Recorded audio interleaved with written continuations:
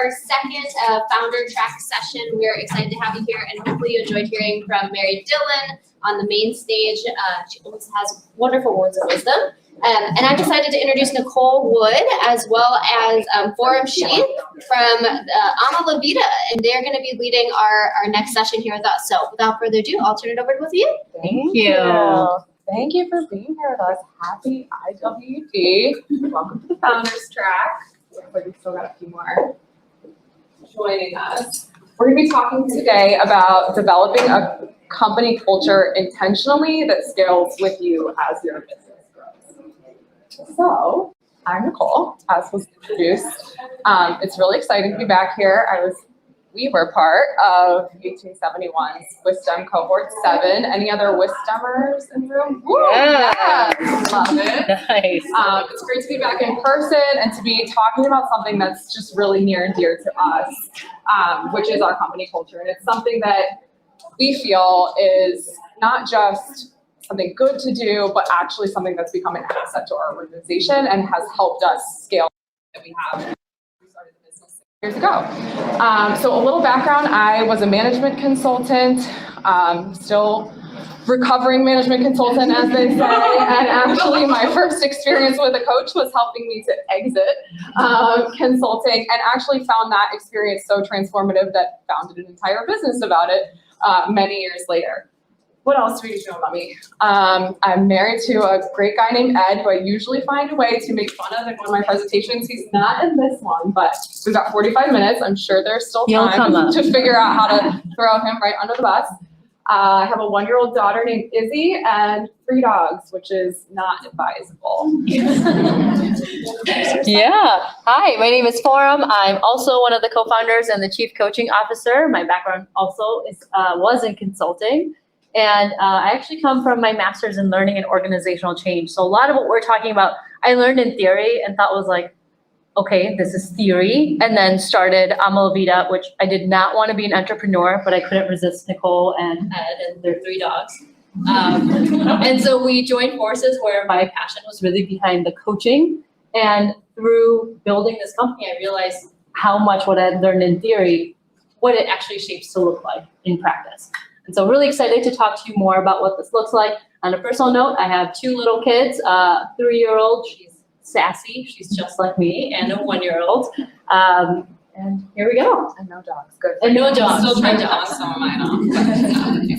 And we are Ama La Vida, as we have mentioned. We are a leadership, career, and life coaching company based here in Chicago, but we have coaches all throughout the country. And really our mission is to help people love their lives, which is the meaning of our name. We go about that through coaching. And really our focus is how can you do that in every aspect of your life and not have to wait until you get home from work to start doing so. So I think we've probably all been there at one point. See a lot of head nods, yes. Okay, real quick, just a show of hands. Who here is still in the kind of business idea generation or phase of developing their business? Okay, got a couple. How about like have an MVP, have some kind of product that they're testing? Awesome. Who's post-revenue? Got it. And then who has a team? And I say team loosely, meaning could be contractors, could be full-time employees, other human beings you have to work with day to day. Okay, awesome. Mostly everybody. Okay, that's helpful. We're going to talk a little bit quickly about why culture matters. I'm sure you all know this and have your own opinions, but it'll be great to hear and share some of those. And then management consultants, there's a framework. There's always a framework. We're going to walk through 6 steps about how to do this with intention, and we'll wrap up at the end. 45 minutes goes fast, so let's go. Yeah. So the first thing is just trying to understand, like, why does culture matter to you? Or why do you think it matters? And just shout some ideas. It's the type of people you hire. It's the type of people you hire. We're all representations of each other. We're all representations of each other. It motivates people to work. Empowers people to innovate. Empowers people to innovate. What else? Feel free to drop it in the chat too for those. Toxic cultures make people quit their jobs. Toxic cultures make people quit their jobs. That's why I quit my first job. I left that real fast. What else? What else is so important? Maybe think about a company that you stayed with, even though you may not have liked the work that kept you there. Gives you a sense of community. Yeah, that sense of belonging. Feel valued. Feeling Feel valued. valued. Yeah, feeling valued. What else? To see growth. To see growth. You know, there's that famous quote that Peter Drucker always says, culture eats strategy for breakfast. And it's funny because as consultants, the thing that is always focused on is like, what's the strategy? What's the process? Because culture feels so loose. You can't touch it, you can't feel it, feels intangible, so therefore it may not always seem like it's important. And what we found through this whole process is how culture is actually the vein, it's the heart, the blood of everything you create. Everything else is then informed by your culture. Just a few things that you all have already talked about. That impacts motivation, the people who want to keep going, even when things feel so hard. It drives that decision making. You don't know what's right or wrong. You're at two crossroads. How do you decide? You decide based on what's going to make sense for your culture. It's that competitive edge. We'll share many stories and examples. The one thing that we see often again and again, whether that's with clients or coaches who want to work with Ama La Vida, one of the things the feedback that we get is your culture is really different. It's unique. And that's why I want to be here. That's why we want to partner with you as a company. And we find that anyone and everyone can see it. Especially in those early days when you're feeling that imposter syndrome and you're like, why would anybody want to work for me? I'm just this person who had this idea. It's these things that are the differentiator, and it's these things that helped us be scrappy and figure out how to get people on board with our mission, even though we couldn't compensate them as much as the big tech firms or some of our competitors out there. Some of you already said this, but the growth, it maximizes that retention, the investment in your talent. It impacts your day-to-day. It's how you end up making decisions. Can't just be strategy. Strategy is one component.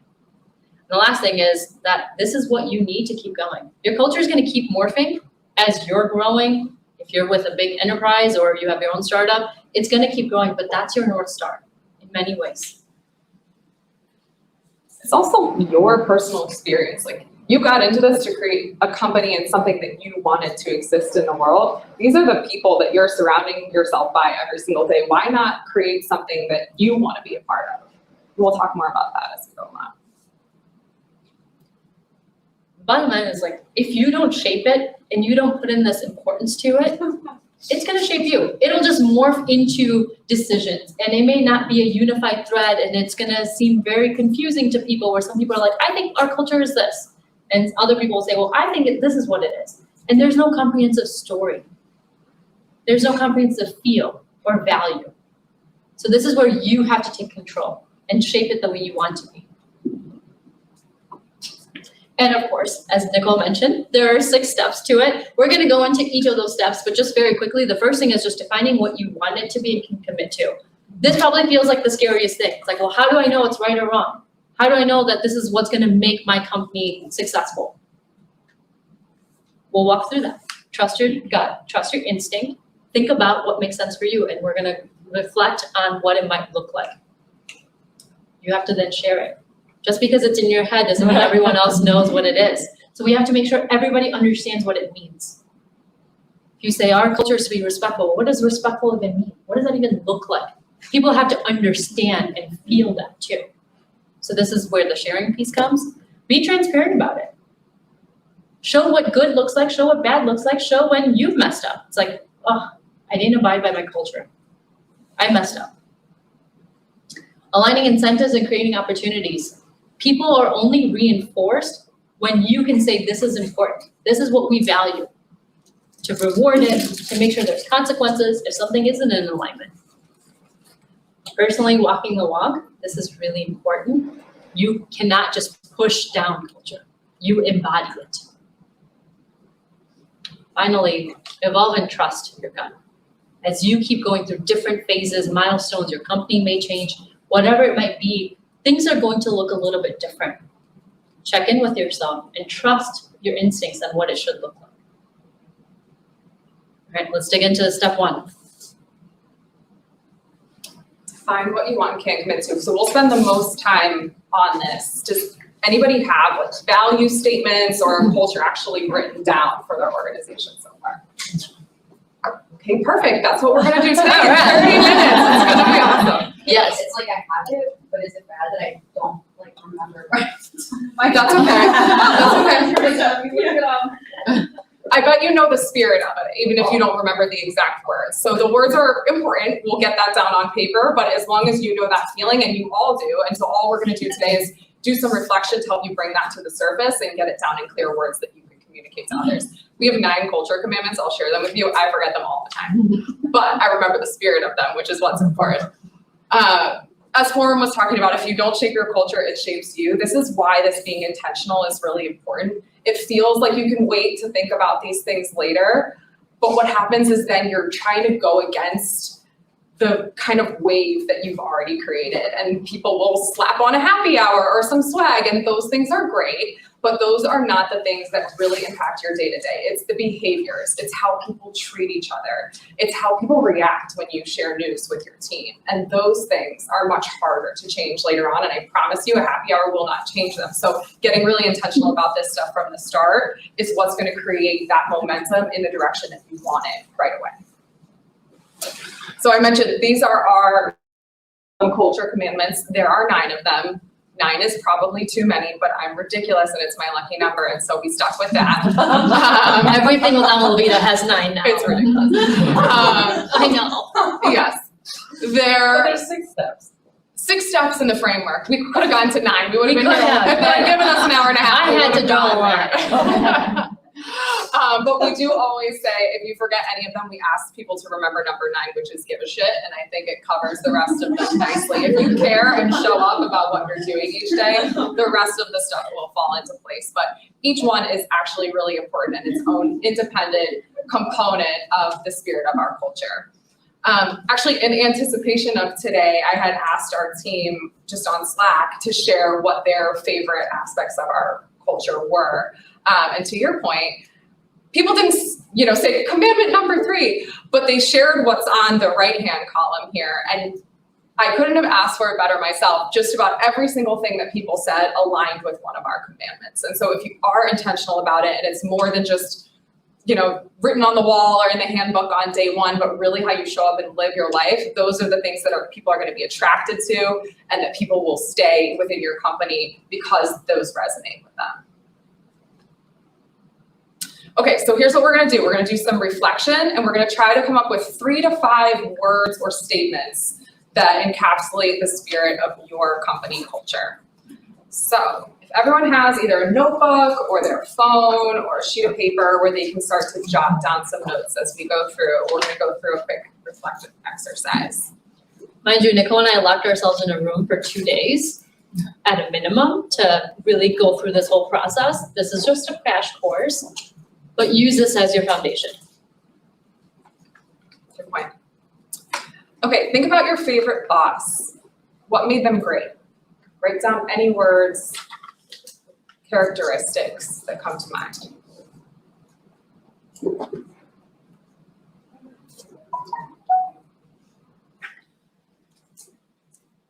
What is unique about you as a leader? Why do people follow you?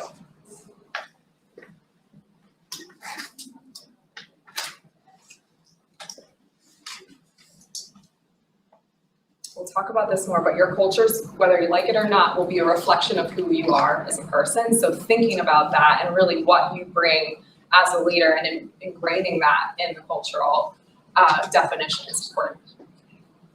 Similarly, what's unique about your product or service?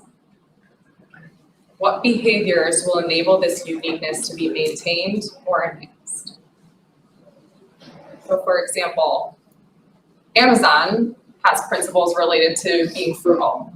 That makes sense for them as a company and the way they show up. Cost is really important to Amazon. That might not make sense for Apple, for example, where it's more about design and the user experience. So those cultural statements need to align with the product and the spirit of what you're trying to create. What do you feel passionately about in the workplace?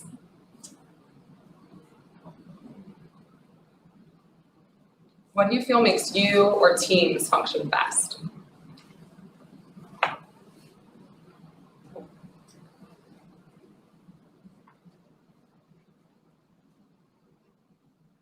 This is just a brain dump. So no right or wrong answers, doesn't have to be complete sentences, anything that comes to mind. What are your non-negotiables as a person?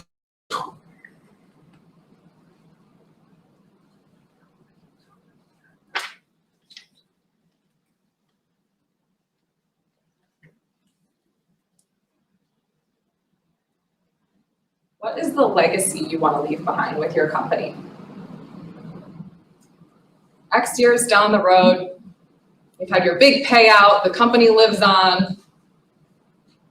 What do you want it to feel like? What do you want people to think about when they think about that company?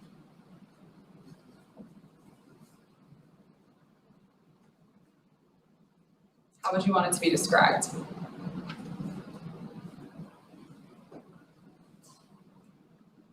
Who are the people who will be most successful in your company?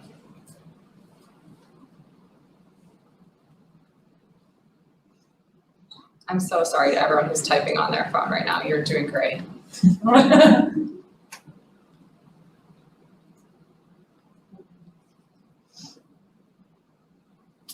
Got it. It just came to me. My husband is 6'4" and still has an iPhone 5, and watching him type on that tiny little thing, it's impossible. He wouldn't be keeping up with us right now. Oh, that mini phone. The mini phone. It's gotta go.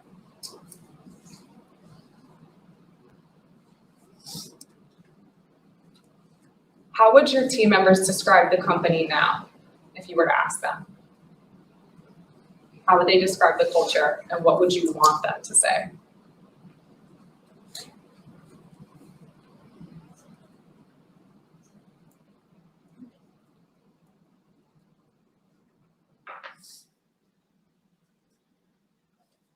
Take another minute to jot down the rest of your thoughts. And then the process that we're going to go through is start scanning through it and look for any words you reused, any trends in sort of the sentiment of what you wrote, or themes that bubble up and are pretty clear.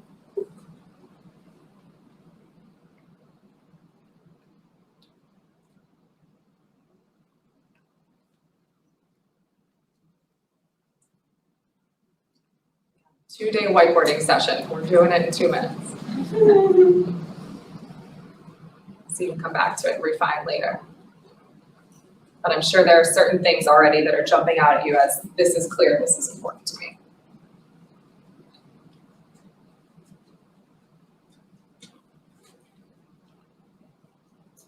And then see if you can consolidate any of those themes or trends into either a word or a short phrase. Start with one.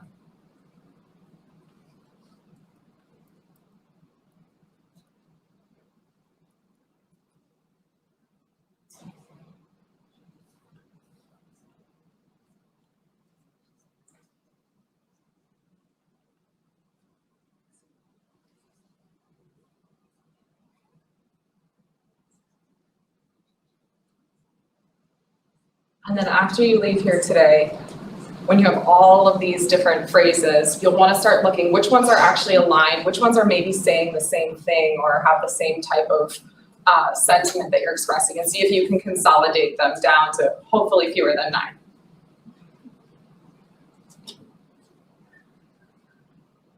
All right. Does anybody have one that they can share? Yes. Make a difference. Make a difference. What does that mean? It means to make a difference in like everyone's lives that you serve, but also every day like, within your company. Love that. Make a difference. I love that. So when they're thinking about coming into work that day, it's how do I make a difference for those around me, and then ultimately the business that you've created will make a difference in others' lives. And I love that. Perfect. Authenticity Ooh, that's a good one. What does that mean for you? means helping our clients make authentic change that's true to themselves, and also us bringing our whole selves and our authentic selves, that's founders and eventually team members, to the company so that we can be stronger. I love that. And I love when it's an inside out type thing where it speaks to how you are as a team, but also to what you do for your clients, because those things are felt too. People on the outside can get a sense of what's happening on the inside. So I love when there's that through line. Love that. Feel free to add them to the chat too if you have any of the virtual folks. Who else? Transparent access to support. Tell me more. So being able to honestly and openly talk to each other, as well as supporting our customers and clients in their like personal endeavors and understanding what they need, how we can provide for them. I love that. There's two kind of ideas that you've married there, which is the support that's accessible, but also the transparency. It's clear, it's easy, you know where to go for it. We're going to talk a lot about transparency, so that's huge. I love that. One more. Believe big change is possible if you're fostering imagination in yourself and others. Ooh, that was a perfect one to end on. I love that. Tell me, what does that mean for you, company?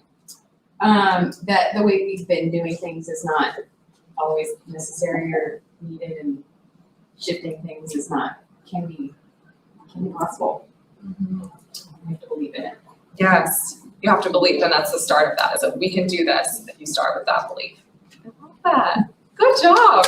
Let's give her a little applause. I want to shake this. Okay, we're gonna have them. We're gonna have them all documented. They're gonna be perfect. What's next? How do we help people actually live these out beyond you as the founder? How do you get your whole team to care as much as you do? Tell us. I will. Okay. All right. Anticipation. The big thing is just starting to share. So I think what people are typically used to is you'll have a printout and you'll put it on a web page and you'll have a poster board in the office if you have an office. That's not enough. This is about being able to communicate the essence of it by sharing what it means in terms of your behaviors, by talking about it with your company. This is a really great, these are just a few examples of where we share it, but then we also to think about the fact that when people apply to Ama La Vida to be a coach, we ask them like, why Ama La Vida? One thing that they often say is because of your culture. I love what I read in your culture. They do, people want to do other informal interviews with other people on our team. And the one thing that our team members always talk about is the culture. So when we talk about sharing it, and we'll talk about this in another step as well, is we're also thinking about how can we reinforce those behaviors? How can we make sure that we're constantly spotlighting it? So when we're talking about making decisions, something happened with the client, we're trying to decide, how should we do that? What decision should we make? We'll make a decision, we'll reference back to one of our culture commandments if it makes sense. Our clients are our heartbeat. Therefore, we're going to do what's right by the customer and not just fall back on policy. That's why we made this decision. So we're constantly reinforcing it rather than just doing it one time during onboarding. We're talking about it at every instant where possible. One of our commandments is about my win is your success is mine, my success is yours. We have a whole Slack channel on client wins, and we're in for shout outs. We're constantly doing shout outs for coaches when their clients get jobs or when they got a big promotion or got this huge raise. So we want to make sure that we are constantly talking about what the culture looks like, what these commandments look like in behaviors, so people don't forget. That's why when Nicole shared that screenshot of, here are the commandments and here's what people said, everyone knows the essence of it. We're not asking them to memorize it. We want them to live it.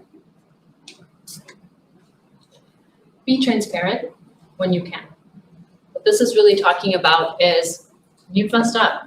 We didn't live up to our culture commandments. This isn't who we want to be. I love this. Betsy actually, Betsy, just say hello. Hello. Betsy is one of our brilliant coaches, and she shared this podcast with us. It was HBR Women at Work by Stacey Abrahams, I believe. And they had this one quote, which I absolutely love. Transparency is telling the truth before you have to. When, as leaders, you are transparent, you are vulnerable, and you say, they didn't make the right decision, or I know this goes against policy, but this is what we're going to do because it's the right thing to do. That goes a long way. Showing that emotion for people to say, okay, I understand that this was a tough decision to make. Now I see why we made it.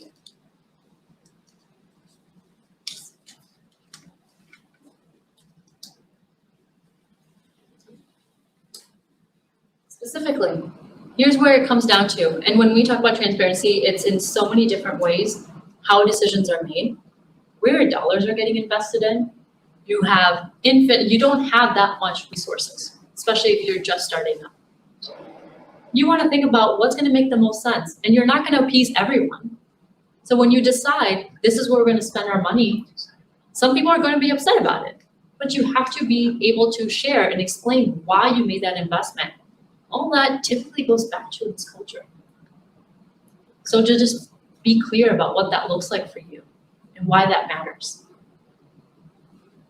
So with your example, you say we really care about transparent support and this is a huge tenet of our culture. We better be investing and focusing on making sure that support is there. So when we're thinking about how that gets prioritized with other initiatives, when you go back to how is our business reflective of the culture that we care about, that would be an example where it's like, okay, we need to be investing in support.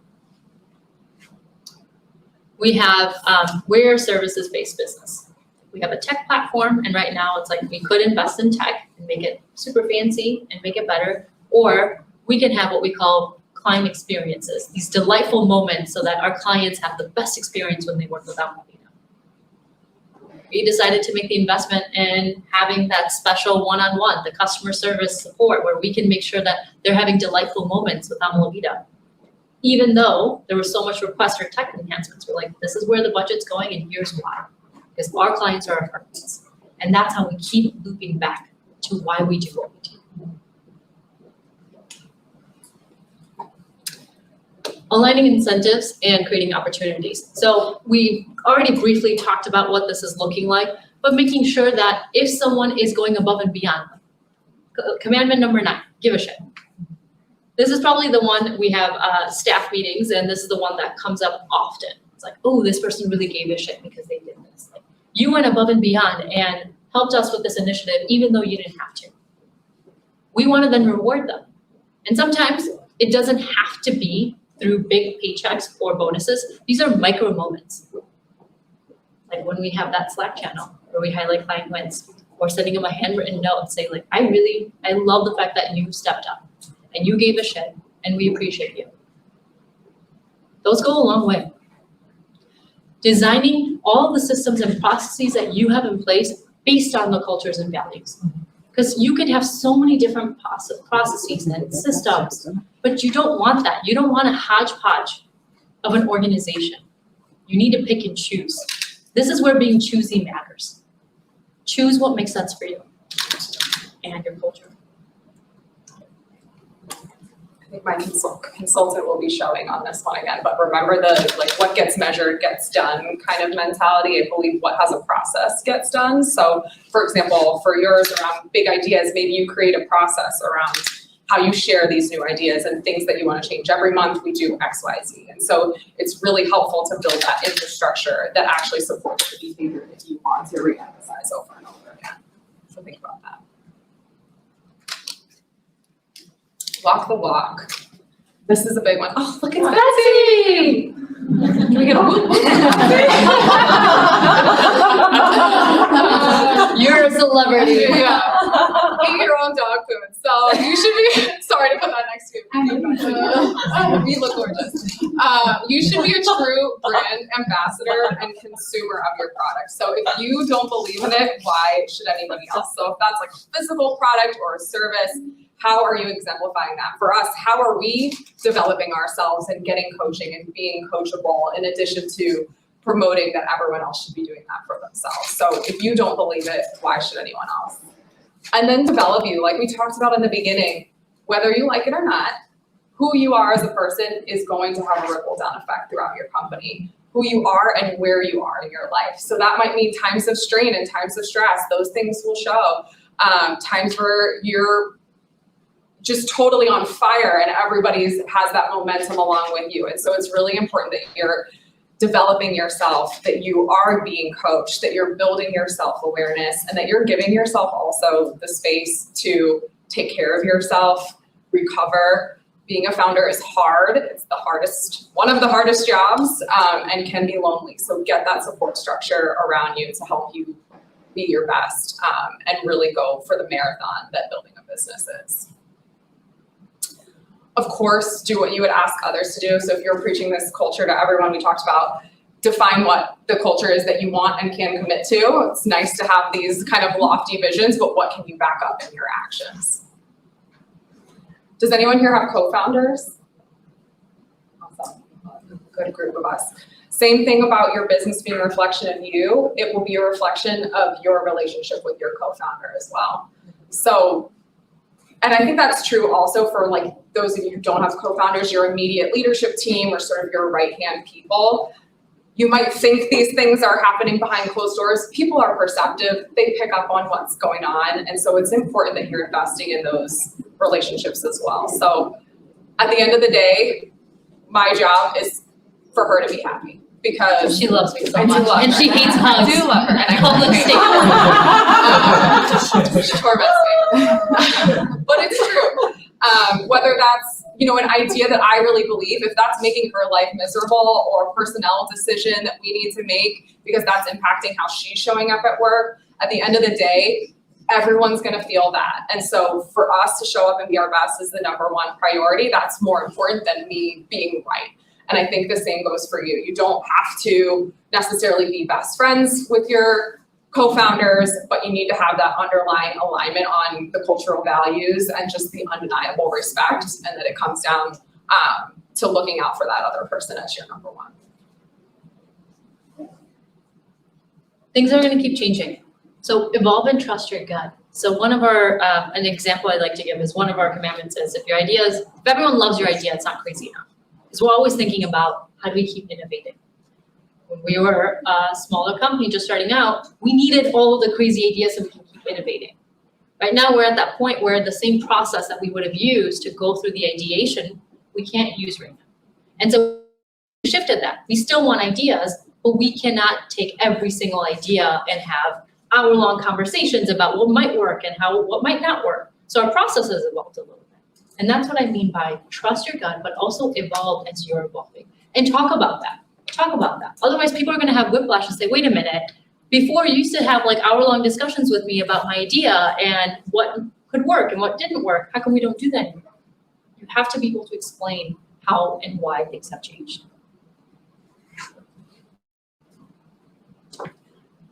Now we'll do a wrap-up since we're coming close to time.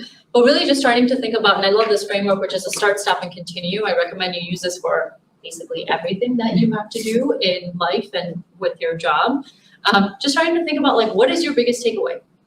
You're not gonna be able to do everything all at once. So to break it down, what's one thing you're gonna start doing? Whatever it may be. Shout out what your commitment might be. What's one thing you wanna start doing?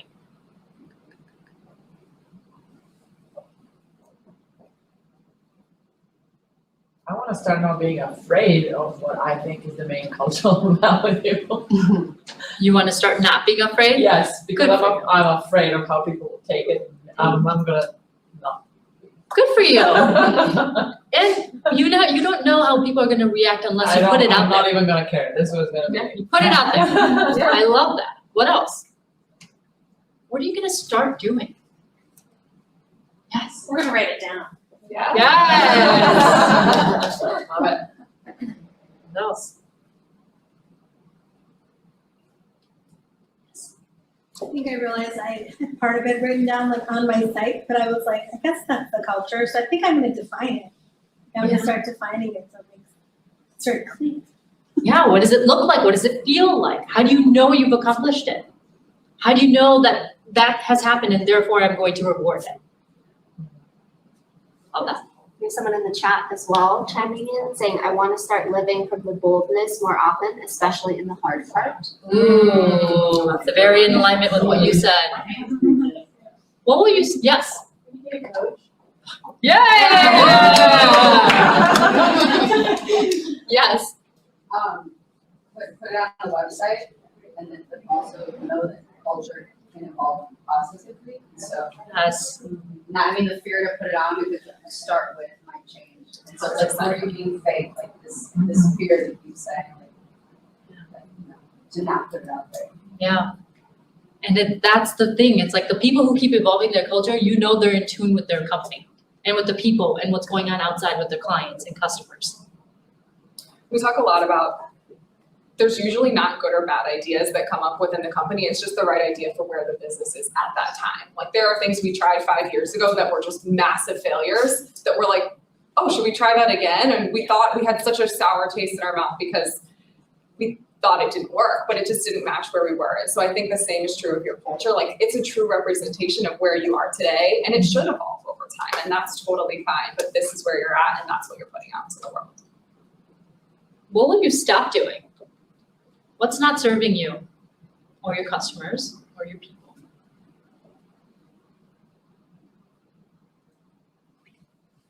I'm going to stop defining my new company culture from previous employees. I love Ooh, that's a that. good one. Letting go of what used to be, because it's hard to sometimes imagine what could be. What was it? To stop defining her new company culture as her previous company cultures. Previous employees. What else? What will you stop doing? We talk about playing offense when it comes to branding. Like a lot of people are like, I don't want to say that because that's not really like who I am yet. And I think the same is true for culture. When you put it out there, you then create.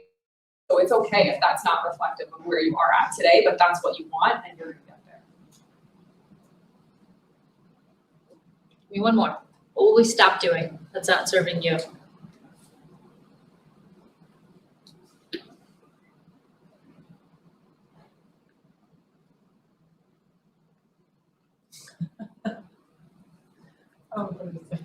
What? Stop projecting my own view of what culture should be to my actual daytime employer beyond where I actually have that effect, because it's completely useless. So stop projecting. Yeah, it doesn't work. It's not effective. It's not working. We have a couple from the chat as well. Stop second guessing myself. And then we have stop trying to do every new thing I think is a good idea. I'll see if it matches my culture first. Yes, that decision-making framework. Does it match with the culture, yes or no? And if it's a no, but it's not, to Nicole's point, it's not a good time yet. The shiny thing syndrome, we all have it. And it's a constant battle, even as we grow and evolve, for sure. What will you continue to do? What are you already doing so well that you want to keep doing?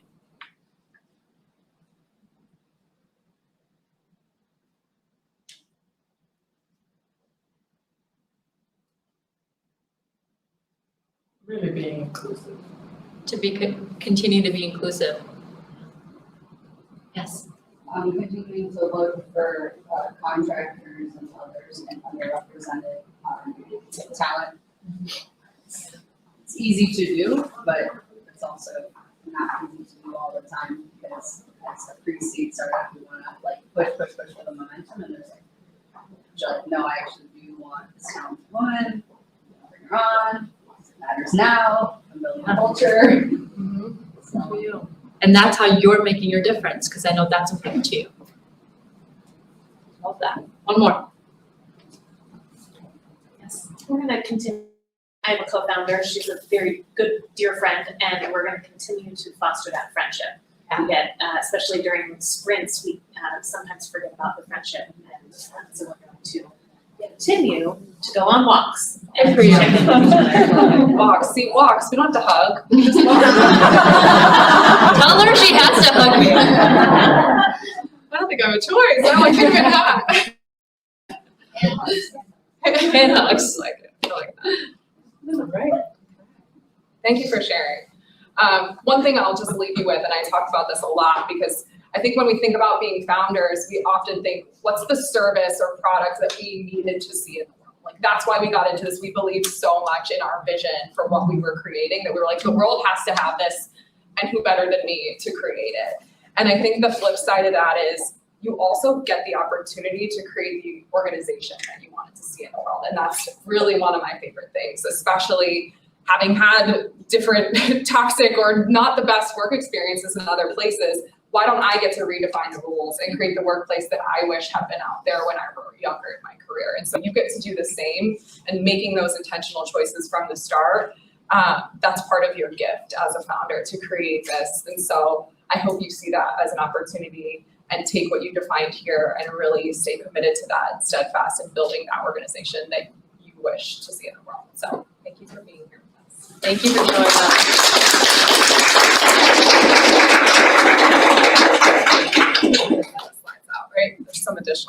resources in here. We'll get the slides you said, I don't or know. those resources. Did you do that? I know that your information will be shared out, like your website and all of that information is shared out in an email after IWD is over. Okay. Can we find you like in Slack to get these? Yeah, okay. Or Are you? LinkedIn us. Okay. I don't think I'm on that. Any questions? Yes. So this feels like a top-down process versus sort of understanding where people also can contribute to this, or like evolving based on feedback you receive. Like, do you have a process of trying to make sure that your culture is also aligning with what people want? That's a good question. I think for us particularly, it was top down because we were the only people there in the beginning when we created it. But certainly I think it's important as you do continue to grow and evolve to have a process to get that feedback and talk about that. So we do things like employee surveys and other ways that we're asking and making sure we're living in alignment with it. So I do think it's important, but I think to your point, there should still be this is the vision and this is what we're trying to create in the world, and we can maybe tweak or augment certain pieces of it based on the feedback from the team, but you know what that spirit is that you want to create. And you'll keep that pulse like through those surveys and engagement. Like for example, when Nicole said, tell me what you like about the culture, or like what stands out to you. If you're seeing something completely different than what's out there, that's also feedback for you. Good question. I think there was another, yeah. This is kind of like a silly logistical question, but like, so originally when you asked about who has culture like written down, I said no, and then I was like looking at my website and I'm like, wait, I do have like energy and values and method and like, and I was like, well, that I think is culture, but I think that's the how, and I haven't actually written down the what. Mm-hmm. So I just realized that during this conversation, so thank you. Ooh, that's a good aha moment. Yeah, thank you. What would you call it, right? You both called it culture commandments. Are you calling it culture? Are you calling it 9 C's? Like, what are you calling it? Like, what, and I know there's no hard rule, but like, what would you call it? We call it the culture commandments. That's the vernacular Yeah. we use. But for you, maybe it's like, here's what it looks like to work with us. And you can even frame it up that way. And it incorporates your values, and it's your mission statement, it's your purpose statement. Energy, I think, is the word that you use. It really is going to, like, you can use whatever vernacular that you're looking for. But whenever someone external goes on your website, for example, says, I want to know, like, what is this company about? It's going to be in your About Us page. Yeah. This This is who we are. This is what we stand for. Here's how we make decisions. That's where it should be showing up. Okay. Oh, we got the out of time card, so we are out of time. Thank you so much for being here, for engaging with us. Really kudos to all of you for just partaking in this conversation. I know it's not easy. Thank you. Thank you. Everybody, thanks for joining our second founder track session. We are going to be having lunch and networking back in the auditorium in just about 10 minutes. So feel free to head back down the hall and we'll see you there. Thank you again to Nicole for such an awesome session. Wow. Thank you so much. That was so fun.